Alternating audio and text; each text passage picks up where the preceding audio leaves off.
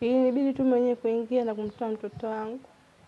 Nilipomtoa pale ndio kuna jirani yangu mmoja akamchukua, akampeleka hospitali. Baada ya kumpeleka hospitali, ndio hivyo tukaja muda ni wazima, kumbe ashafariki.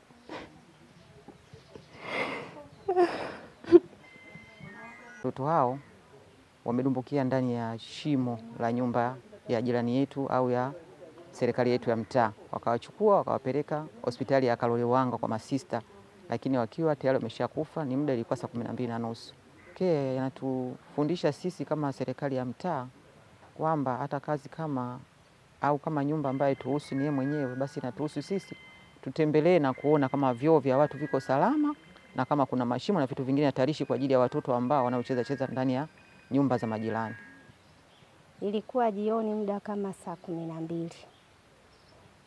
Nilikuwa nyumbani nikasikia makelele, watu wanashuka huku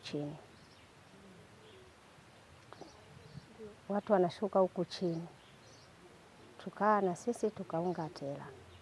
Tulipofika hapa katika eneo la tukio, ndipo tukakuta miili ya watoto 3 wamezabuliwa kwenye shimo wakiwa hawapo duniani.